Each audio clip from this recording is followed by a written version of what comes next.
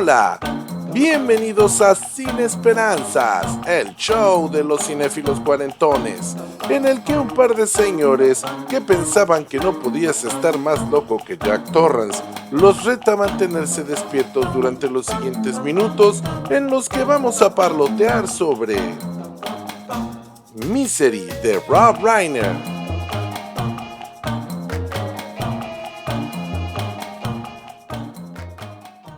Bienvenidos sean una vez más a este su programa Sin Esperanzas, el show de los cinéfilos cuarentones. El día de hoy tenemos de invitado a Paquito Ronco. Lo van a conocer como el Paquito que tiene tanta ronquera que suena como si fuera otra persona. No, ese chiste es muy malo, pero no lo voy a editar porque ser chistes malos también es parte de mi personalidad. El día de hoy les voy a hablar de un director que me da vergüenza admitirlo. Yo ni sabía todas las películas que había hecho que me gustaban. Esto solo me ha pasado con otro director y que después hablaré de él si se ofrece. Rob Reiner. Rob Reiner es un director que tiene muchos hitos en su carrera. La mayoría a principios de los 90 y durante los 80. Ya en la actualidad no ha hecho mucho trabajo, pero esos hitos son monumentales y todos ellos en géneros tan dispares que parece que lo hizo intencionalmente. Hay una palabra clave cuando hablamos de su filmografía y es one-liner. No existe un equivalente exacto en español, pero se llama así, en inglés, a chistes que se dicen en una sola línea, concisos, precisos, quirúrgicos. Es un estilo que se usa mucho en cine, el one-liner. Recordemos a James Bond, por ejemplo. Él es famoso por usar one-liners o chistes de una línea. Pues bien, el primer hito de Rob Reiner fue dirigir el documental falso más conocido de su tiempo y que sigue siendo referente en el género. Yo creo que si no es el mejor, sí está cerca de ser el mejor documental falso. En inglés los llaman mockumentary y se llama This is Spinal Tap. Es una cinta que hizo en 1984. Para mayor referencia, ahí aparece la voz de Homero Simpson cuando todavía era desconocido en el mundo del doblaje. Harry Shearer. Bien, en mi lista, esta película está justo debajo de Selig, que es otro falso documental de 1983, o sea, de un año antes, que dirigió Woody Allen. También tiene en su lata La Princesa Prometida, The Princess Bride.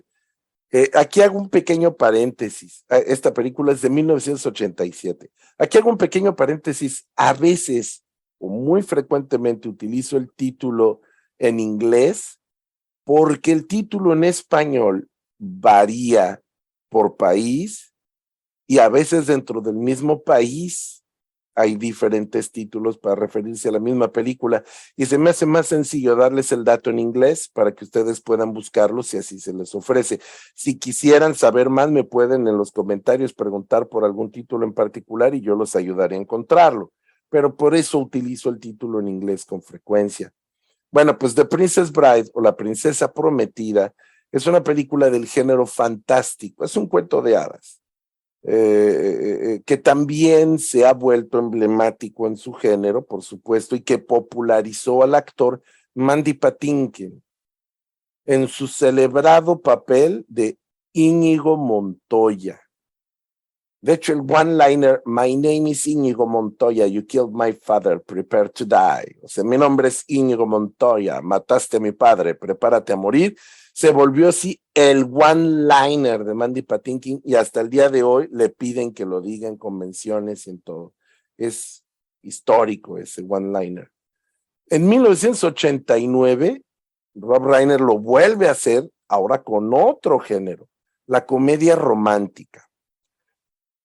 Esta vez es una película que no es menos icónica, es importantísima en el cine de comedia romántica. Se llama When Harry Met Sally, cuando Harry conoce a Sally, que no sé cómo le pusieron en español, de 1989, con el genial Billy Crystal en el protagónico masculino y Meg Ryan como su homóloga femenina, que no es menos importante. Y aquí nos deja otro one-liner que también se quedó hasta grabado en el muro de la historia del cine. I'll have what she's having. Quiero lo que ella ordenó. Hasta en Los Simpson han hecho chistes de esa línea en montones de lugares. Es un gag que quedó tan bien que se ha repetido muchas veces, que ha sido citado constantemente en películas y en series de televisión. Pues en 1992, continúo, cambia otra vez de barco, se brinca otro barco, esta vez se sube al del género del thriller, intriga política. ¿Cómo me aviento yo mis géneros? La verdad es que es un thriller, pero me parece que intriga política es como otro subgénero, ahí se invaden. Esta es una aclamada película llamada A Few Good Men en 1992, en la que un joven Tom Cruise se avienta un duelo de gritos con el imbatible e invicto Jack Nicholson. Y aquí generan otro one-liner que también hizo historia, que también será citado en Los Simpson y en muchas otras películas, es del "You can't handle the truth". No puedes con la verdad. No creo que haya muchas personas que no conozcan esa línea y probablemente jamás vieron la película de A Few Good Men. De hecho, la escena en la que Homero parodia esta línea debe ser incluso más popular que la misma película, pero bueno, se insertó, ¿no? En la mentalidad de los cinéfilos. Rob Reiner es un director que hizo un montón de géneros y todos los hizo bien. Yo no sabía que él era director de estas películas, yo las vi en su momento, excepto La Princesa Prometida, que la vi ya más adulto, pero la mayoría de estas películas fueron cosas que vi en el cine y que me gustaron mucho y que en ese entonces todavía no tenía yo la curiosidad por saberlos, quién dirigía las películas, y que ahora de adulto me doy cuenta que es él. Y perdón, es impresionante la cantidad de películas de géneros diferentes que ha hecho y lo bien que les ha ido esas películas. Em, pero el hito que nos reúne el día de hoy, aquí, en esta celebración de nuestro amor por el cine, es el siguiente. Rob Reiner es uno de los directores que mejor ha adaptado a Stephen King. Lo estoy poniendo ahí compitiendo con otros grandes maestros del horror que también se dan sus tiros y por supuesto no lo comparo con Stanley Kubrick porque Stanley Kubrick realmente no adaptó bien El Resplandor, respetando al texto, quiero decir.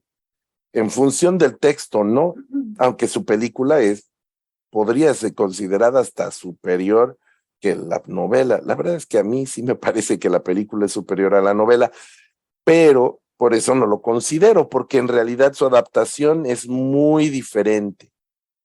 Entonces, quitando a Stanley Kubrick de la lista, yo creo que solo Frank Darabont compite con Rob Reiner y hasta él podría perder en un duelo justo.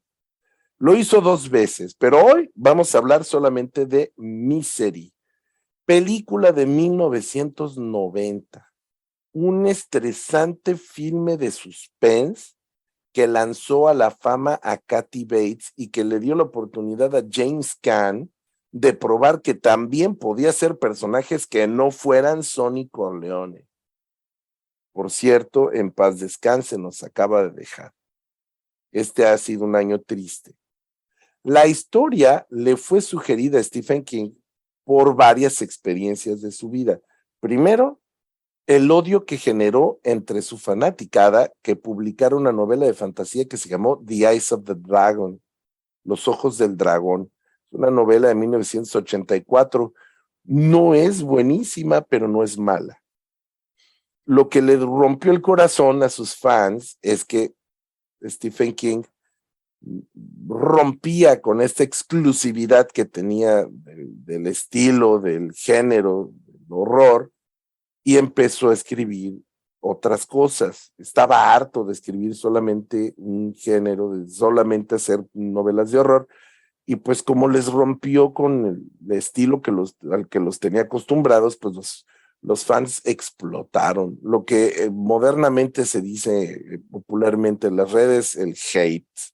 Y este golpe de toxicidad entre los fans es una evidente inspiración, pero también comenta su autor que la terrible adicción a las drogas es una metáfora, no, perdón, la convirtió en Annie Wilkes, en el personaje antagónico interpretado genialmente por Kathy Bates, y como una suerte de metáfora de sus adicciones, que no lo soltaban, que no se iban, que no lo dejaban. Entonces esas dos cosas. Y también que alguna vez se le ocurrió hacer una historia sobre un libro encuadernado en piel humana. Una idea que al final no acabó en la versión final de la novela. Aquí es importante subrayar que la novela es sustancialmente más salvaje, violenta y cruda que la película. Pero esto funciona a favor de esta última, porque la versión de Reiner es elegante. Las herramientas de King son las palabras y hay pocas limitaciones en ese arte. El cine, que no es menos, tiene varias herramientas, pero sus herramientas son muy limitadas.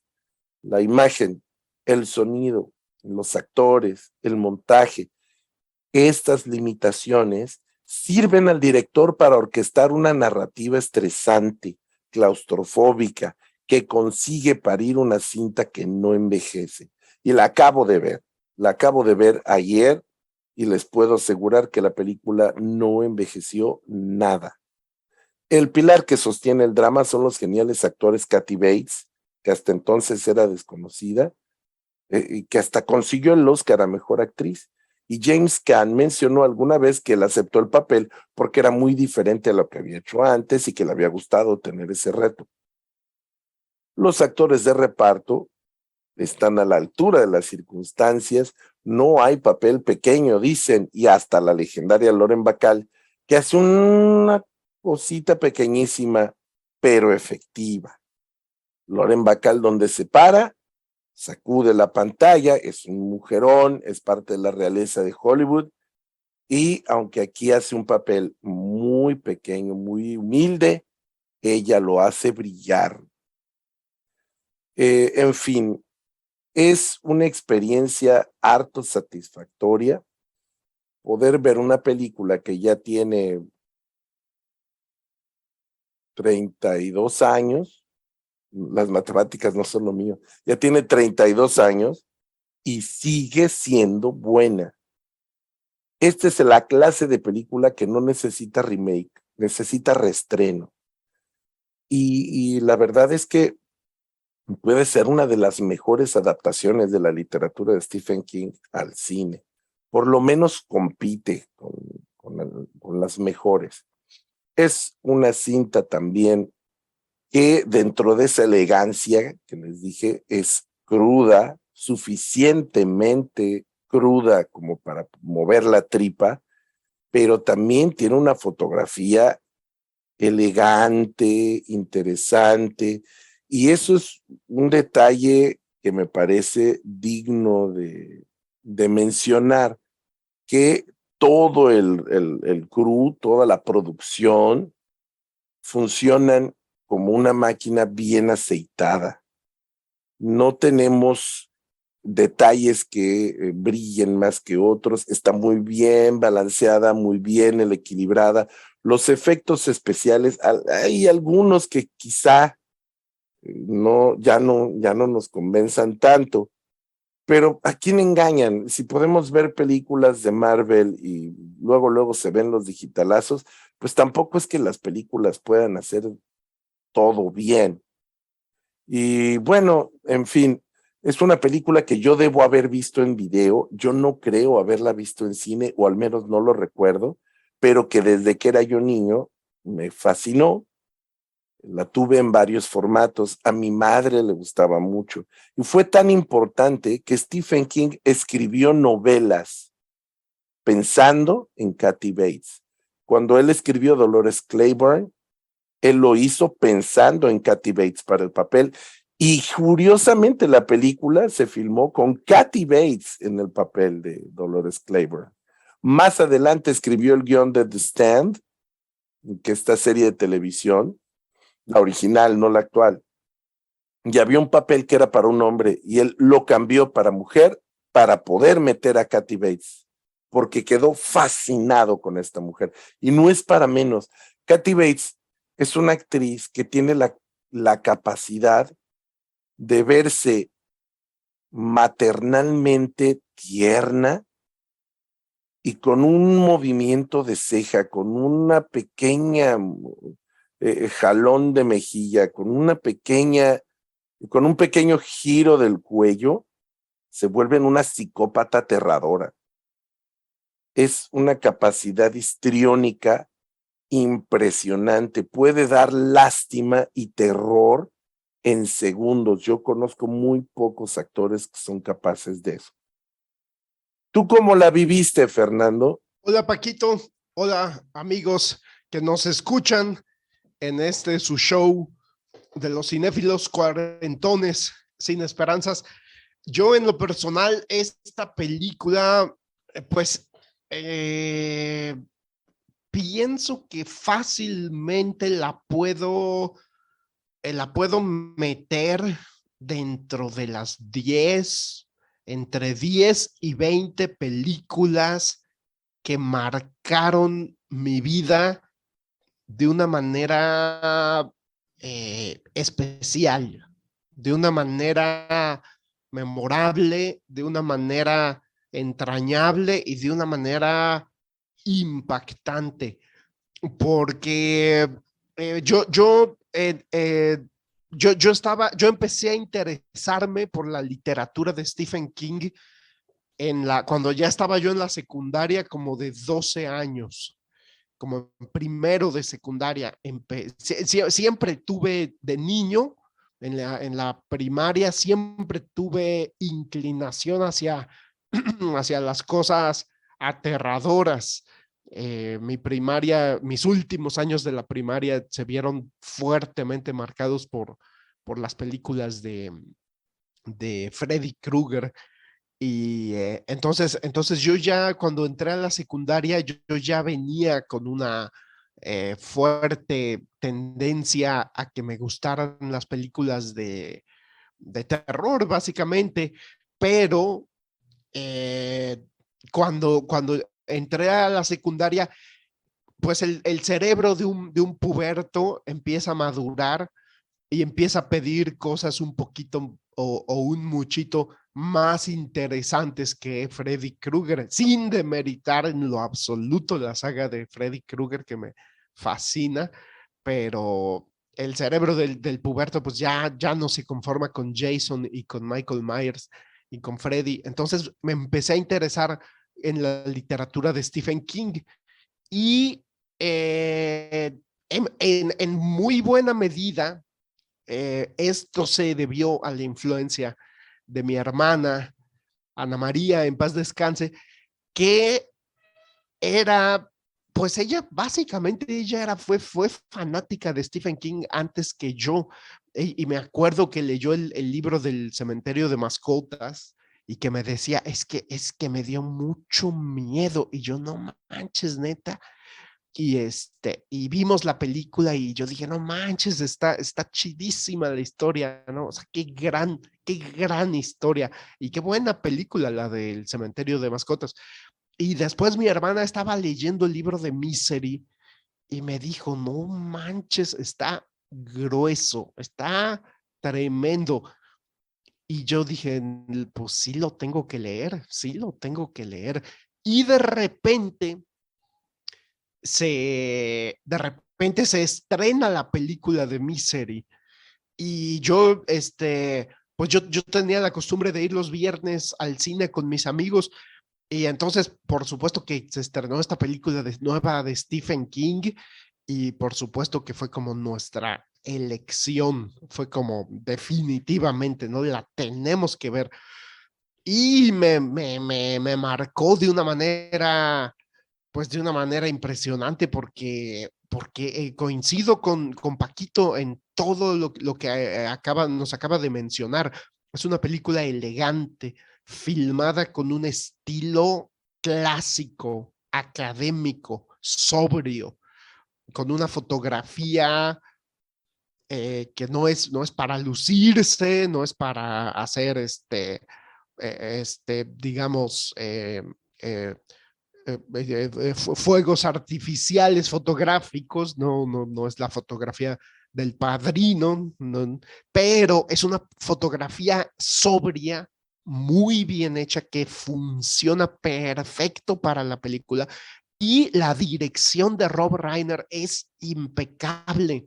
Realmente pienso que es una película impecable, no tiene un segundo malo, no tiene un segundo fallido, un segundo en el que digas, híjole, aquí como que bajó la intensidad o como que en esta escena ya no me la creí tanto o en esta escena se la pudieron haber ahorrado o en esta escena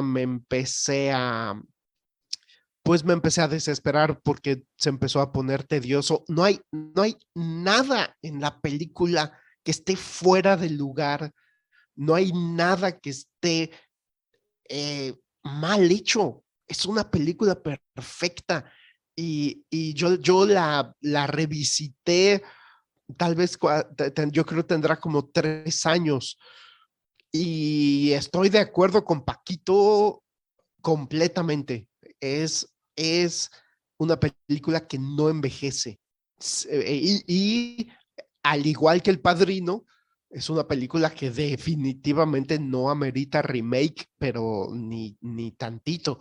Es una película que ameritaría un reestreno. Yo sé que no se va a dar, yo sé que no se va a dar, pero, pero es un peliculón.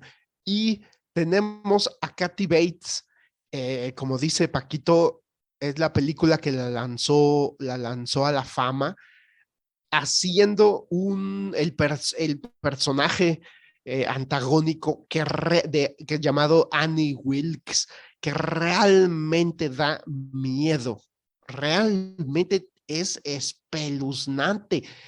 Y cuando se quiere hacer la linda y la ñoña, se la crees, pero como dice Paquito, un movimiento, pequeño movimiento de ceja ya nos dice aguas conmigo. Y es un terror, es un terror. Y las escenas violentas, las escenas en las que ella ejerce violencia física sobre el personaje es una cosa espeluznante. Y yo recuerdo haber visto después de que la vimos en el cine, recuerdo que clarito haber comentado con 2 amigos, la próxima semana, el próximo viernes, la volvemos a ver. O sea, no importa que se estrene el próximo viernes, la volvemos a ver porque está buenísima. Y desgraciadamente no tuvo el suficiente pegue aquí en Jalapa en los cines en los que lo vimos, que ya eran los multicinemas de la organización Ramírez. Perdón por el gol, perdón por el comercial, pero es importante que yo mencione que no fue ya esta experiencia no fue en los cines independientes, ya fue en una cadena, franquicia, ya fue en un centro comercial. Y no pegó lo suficiente y a la semana siguiente ya no estaba en cartelera y yo me frustré. Yo sí sentí feo. Y, y entonces la vi hasta, la pude volver a ver hasta que salió en video.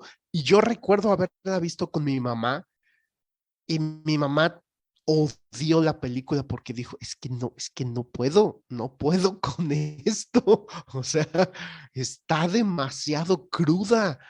Y sí, está súper cruda y tiene momentos hasta humorísticos que ayudan muchísimo a liberar la tensión, pero es que es una tensión sofocante.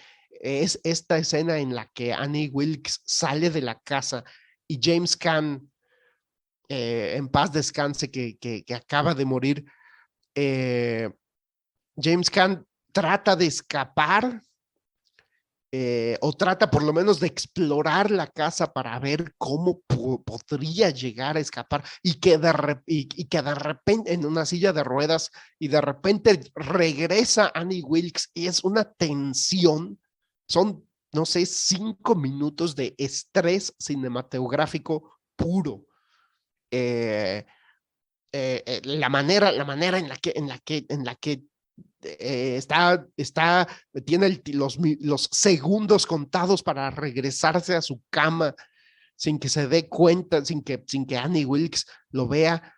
Esa secuencia es una lección de cine y la película en general es una lección de cine, eh, hasta Hitchcockiano, el suspenso que te maneja y cuando llega el policía y empieza a platicar con Annie Wilkes, y ella le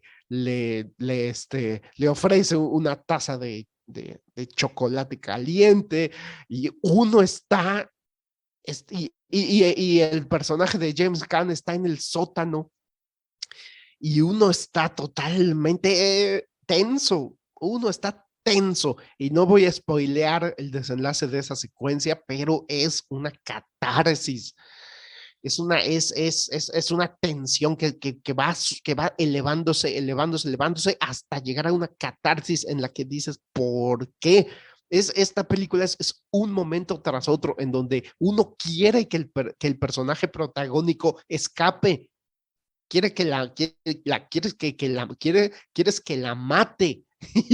Y entonces hay una catarsis tras otra, tras otra, tras otra, y todas son en contra del protagonista. Y eso genera una frustración en el público, eso genera una tensión, una verdadera necesidad de que de que el antagonista sufra su castigo.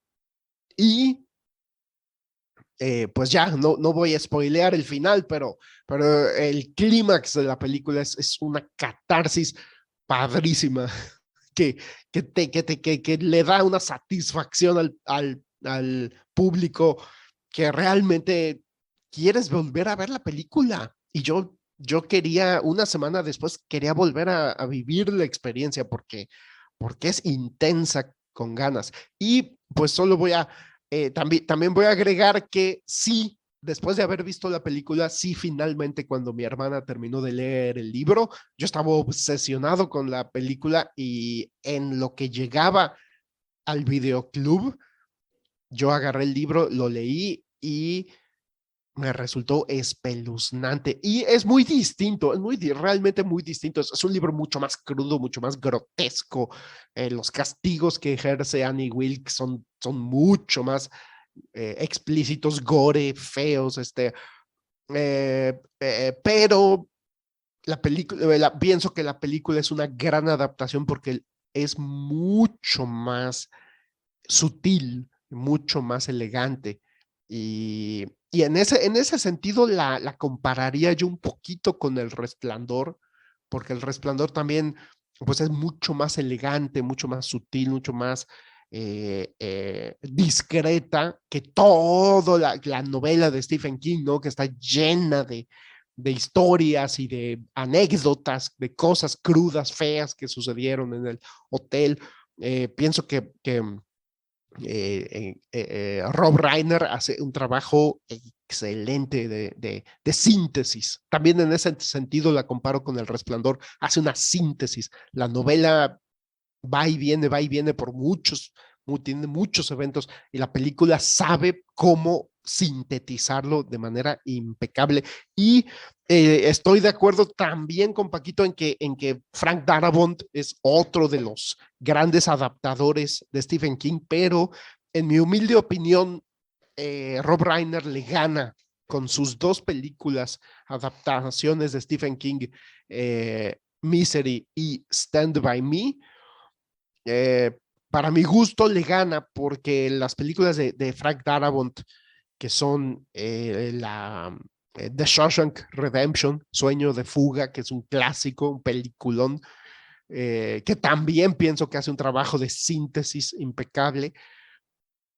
Pienso que es el único peliculón que Frank Darabont hizo basado en una película de Stephen King. Las otras dos, The Green Mile, que es una gran novela, es una gran novela, impresionante, a mí me encantó, pero la película me parece menor. Y The Mist, La Niebla, me parece todavía menor. Y eso que también el libro, novelette, la novela corta, también me parece impresionantemente espeluznante. Esa también la leí de chamaco, como a los 12, 13, The Mist, y me impactó, es una de las lecturas que han marcado mi vida, y la película de Frank Darabont me decepcionó mucho. Pero bueno, ya me estoy desviando y le devuelvo el micrófono a Paquito para que nos comente más sobre Misery. Hola, gracias, Fernando. A mí sí me gusta The Green Mile un poquito. La verdad es que sí, soy blando, pero sí me gusta The Green Mile. Y The Mist es para mí lo peor que pudo haber filmado Frank Darabont. No la soporté y me dolió mucho porque él me gusta como director y esa novelita es buenísima. Yo sentía que él era el director perfecto y la neta tiró la bola. Pero eso podría ser tema para otro episodio. A lo mejor un día hacemos un especial de adaptaciones de Stephen King. Por lo pronto, lo que te truje, me parece que ya mencioné muchos aspectos históricos, muchos aspectos técnicos. Ahora voy a hablar con la tripa. A mí Misery me gusta porque tenemos por un lado, pues ya dije, Kathy Bates, que es una actriz que es capaz de inspirar piedad, de inspirar ternura y con un chasquido de dedos se vuelve en uno de los más aterradores asesinos seriales del cine, ¿no? Yo creo que para mí, es más impactante que el Hannibal Lecter incluso.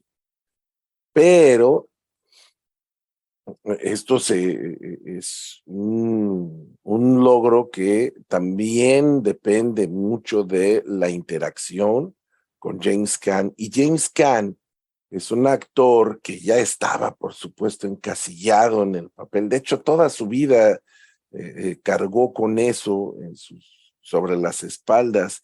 Ser Sonny Corleone, que fue un papelazo, es el papel de su vida, que irónicamente él no iba a ser Sonny Corleone, él iba a ser a Michael Corleone, el que iba a ser Sonny era Robert De Niro, y por los productores hubo que hacer cambios y quedó en ese papel icónico. Entonces, en esta ocasión hace un papel de una víctima, de un personaje que es, perdón, un personaje que es reactivo, que es un personaje sufrido, victimado, sí lucha por su libertad, sí lucha por sobrevivir, pero no es el que está en control, es el controlado. Y con frecuencia vemos su rostro y lo vemos al borde de las lágrimas, lo vemos quebrarse. Hay una secuencia que no voy a contarles porque es tan buena que es algo que no debe spoilerearse. Es una secuencia en una cena a la luz de las velas que toda la tensión de la escena se resuelve con las miradas de los dos. Tú sabes qué va a ocurrir, ocurre algo y el nudo de la tensión está en la mirada de los dos y en la capacidad que tiene este escritor Sheldon de adaptarse y de sobrevivir, de ser flexible. Es una historia que lastima mucho nuestra sensibilidad. Por eso esto que nos comparte Fernando de su mamá es tan importante. Es cierto, hay momentos en los que uno ya no lo soporta, pero la película logra mantener ese nivel de elegancia suficiente. Tiene chistes, sí hace chistes, pero son chistes que son funcionales en la escena, en la película, que no rompen la ficción y que aminoran el estado de tensión del público para que lo mantengas en el nivel perfecto. Es lo que llaman en inglés sweet spot, el punto dulce, o sea, el lugar que no es ni más ni menos, que es perfecto de tensión. Eso es algo que muy pocos directores han logrado. Y todavía más interesante es el hecho de que la fotografía, que me parece digna de aplauso, es un ambiente muy blanco, un ambiente nevado, con árboles, hay pocos colores, pero lo saben manejar la paleta tan bien que se ve muy bien la película, que funciona muy bien, que la puedes ver en alta definición y no pierde, que muchas películas cuando pasaron a la alta definición se veían feitas, esta no, esta se ve muy bien, y la fotografía es de Barry Sonnenfeld. Si ustedes vieron nuestros programas, oyeron o vieron nuestros programas recientes, sabrán que Barry Sonnenfeld es el director de Men in Black y de Los Locos Adams y productor ¿cómo se llama? De una serie de eventos desafortunados y vaya, productor de Wild Wild West y es fotógrafo de esta película y hace un trabajo bien digno. Quisiera aprovechar este último momento, esta última intervención mía para mandar saludos a mis sospechosos comunes, a los que siempre nos escuchan. Muchas gracias a Abraham, que ha estado comentando, que nos ha compartido su opinión. Se vale disentir, se vale estar en desacuerdo, siempre y cuando sea una argumentación respetuosa. Me encanta que empiecen, aunque sea poquito a poquito, a poner comentarios, porque si nosotros no sabemos que estamos llegando a ustedes, pues el mensaje parece una botella flotando en el mar con un mensaje adentro. Quiero mandarle también un saludo a mis compañeros maestros, a mis exalumnos, a mis multis queridos, que ellos saben quiénes son. Quiero mandarle un abrazo a la persona más importante, que es Carolina, mi esposa, que me permite estar aquí con ustedes, que me regala este tiempo para poder grabar mi programa. Es prácticamente nuestra productora, pero es productora porque nos permite hacer el programa y nos da permiso. Y no voy a dejar de mandarle sus saludos a Carolina. Además es nuestra fan número 1 porque nos ve en estreno y con frecuencia es la única que nos ve en estreno. Les recuerdo que estamos en Spotify, en YouTube y en Facebook. En Spotify no sé si lo voy a sostener mucho tiempo porque no tenemos muchos hits y algunos episodios se han quedado en blanco, no hay quien los escuche, pero bueno, por el momento no me resulta oneroso subir el episodio a Spotify. Ahí estamos, compartan, comenten y pues les mando un fuerte saludo a todos. Fernando, te paso el micrófono. Gracias, Paquito. Pues yo creo que mis comentarios finales serían en función de los datos que menciona en los que estoy totalmente de acuerdo, ¿no? En el que James Caan traía ya una reputación. Yo diría que incluso que una reputación que va más allá de Sonny Corleone. O sea, sí, definitivamente el papel que marcó su carrera y que casi lo encasilla fue Sonny Corleone, este hermano o más bien este hijo de un gran capo de la mafia que es totalmente impulsivo y que le cuesta la vida y que la muerte de Sonny Corleone es una manera de es un evento cinematográfico que marca a cualquiera que lo vea, nunca va a olvidar su muerte, pero tampoco nunca va a olvidar su interpretación impecable. Pero yo pienso que incluso el encasillamiento que llevaba James Caan en ese tiempo iba más allá de Sonny Corleone y llegaba al punto de James Caan, el tipo rudo. Incluso él comenzó, o bueno, una de sus primeras películas fue El Dorado, en el que dirigida ni más ni menos que por John Huston, un western. Y después también recuerdo otro clásico palomero llamado Rollerball con James Caan, que me gustó mucho cuando la vi de puberto también. Salió en The Killer Elite, que es un thriller dirigido ni más ni menos que por Sam Peckinpah. Y salió en otras películas de vaqueros. Entonces, pues James Caan estaba encasillado en el papel del tipo rudo y de repente lo ponen en esta película en la que es la víctima y como dice Paquito, hay momentos en los que lo vemos al borde de las lágrimas y nosotros también queremos llorar. Y esta escena que menciona Paquito, en la que Annie Wilkes y James Caan van a cenar, quiero reiterar el sentido del suspenso hitchcockiano que tiene la película, porque esa escena es digna de Hitchcock. Es impresionante la tensión que se logra, como dice Paquito, con las miradas.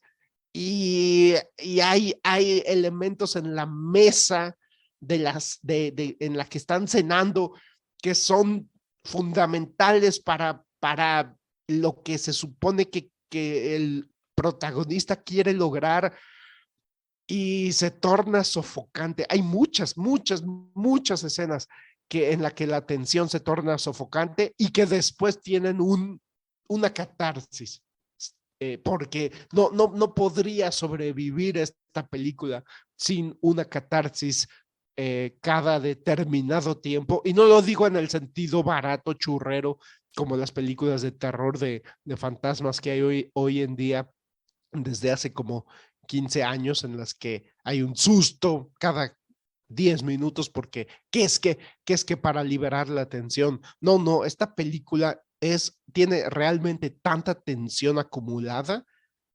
que necesita varias catarsis que son muy logradas y que nos estremecen.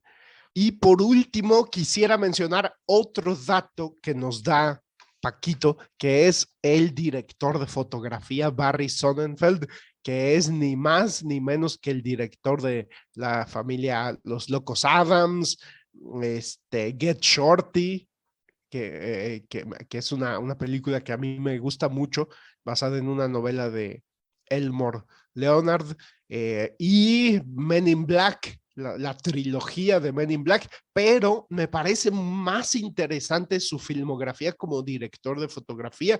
Él dirigió ni más ni menos que Blood Simple, la ópera prima de los hermanos Cohen, y después dirigió otras películas de los hermanos Cohen, Racing Arizona, y Miller's Crossing, una película de mafia, de la mafia de los años 30, de la prohibición del alcohol.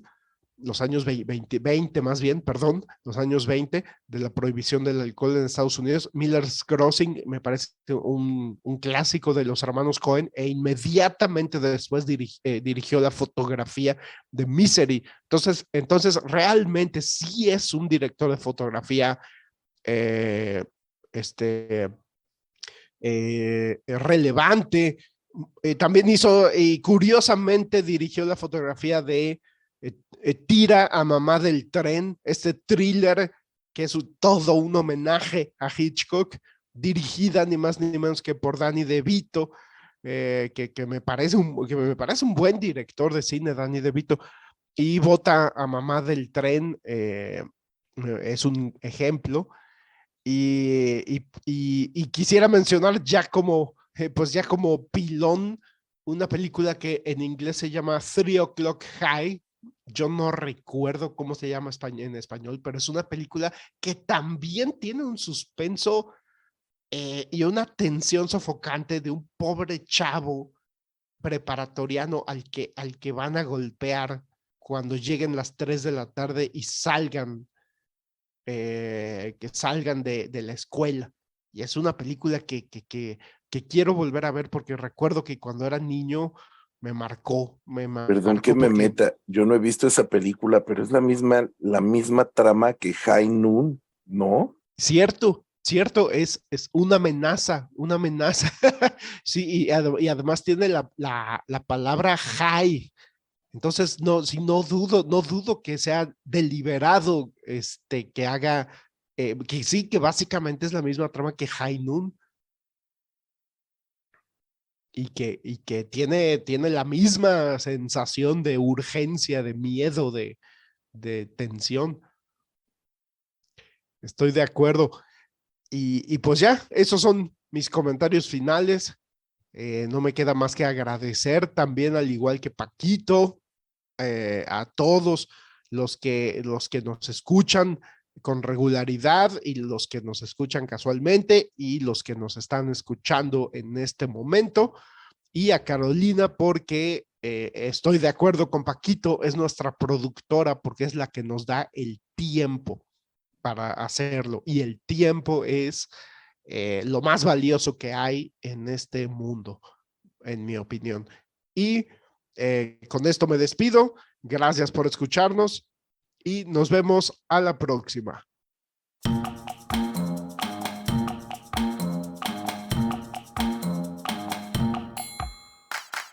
Esto fue Sin Esperanzas, el show de los cinéfilos cuarentones, con Fernando C. Fink y Paquito Rodríguez. Puedes escucharnos en nuestra página de Facebook, nuestro canal de YouTube y ahora también en Spotify. ¡Hasta la próxima!